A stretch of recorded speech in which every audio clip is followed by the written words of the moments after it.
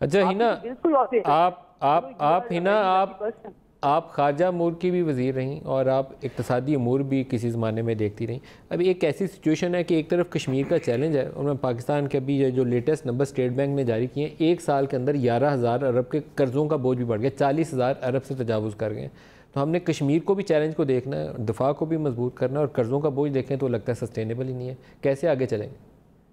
دیکھیں، سب سے پہلے اگر آپ کی پرائیورٹی صحیح ہوں گی، پہلے تو آپ مجھے یہ بتائیں کہ کشمیر کے ایشو میں کیا ہم نے پاکستانیوں کو کنونس کرنا ہے کہ کشمیر میں بہت ظلم ہو رہا ہے اور پاکستانی کھڑے ہو جائیں، یا ہم نے انٹرنیشنل دنیا کو کنونس کرنا ہے؟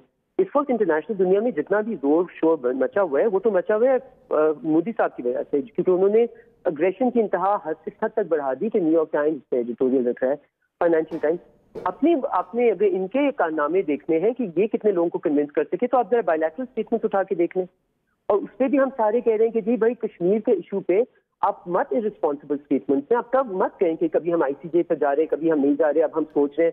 پھر آپ کا ایک وزیر اٹھ کے کہتے ہیں میرے پاس 5 گرام کا ایٹم بم بھی ہے، 20 کا. مطلب is this the state of Pakistan speaking? Do you know every minister, every cabinet member is representing the government of Pakistan for heaven sake. اگر آپ نے بہت ہی احمقانہ اور غیر سیریس لوگوں کو رکھا ہوا ہے، وہ تماشگائی ہیں، وہ بھی تو آپ ان کے منہ تو بند کر کے رکھیں. آپ you playing with the reputation of the state and at such a serious and sensitive juncture you have these jokers who are going around giving these statements and you think it's okay, this is fine. I'm seriously distressed and seriously concerned about اس ملک کی جو reputational hazard ہم اس مذاق سے کروا رہے ہیں نا، جو عمران خان صاحب نے ہمارے اوپر امپوز کیا ہوا ہے، یہ اس کا ریپرکشنز ہوتے ہیں.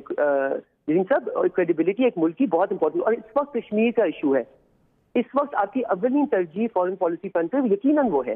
لیکن مجھے تھوڑا سا کبھی جو حیرانگی ہوتی ہے having served in the same port folio before, کہ ہمیں اتنا کچھ کہنے کی ضرورت شاید نہیں ہے، because we need to be very measured in what we سے.